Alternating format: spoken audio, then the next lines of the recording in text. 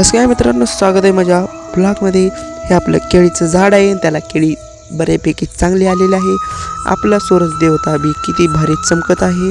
पुन्हा ह्या रेडीला ठुलं सुग्रास, ह्या म्हशीला बी ठुलं सुग्रास.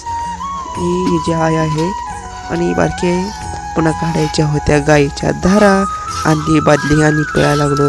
फसा फसा फसा फसा दूध काढून घेतलं, आंघोळ केली, चहा पेलो, चहा मस्तपैकी पेलो. पुन्हा चंपल टाकली भाकर खायला. या मी टाकली मेथी, इथं टाकली आपल्याला खायला, इकायला सगळ्याला टाकली. आणि मला चालू करायची मोटर म्हणून चाललो हिरेवर. हिर आहे आपली खालच्या रानात, आणि तिथं आहे ज्वारी एक नंबरच आली आहे.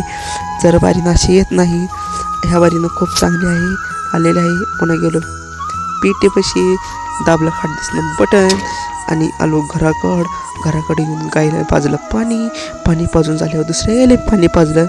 आणि पुन्हा आपल्या शेरड्या बांधायच्या होत्या खायला रानात गवतात, ते बी बांधून घेतलं. आणि पुन्हा वाजल्या 4.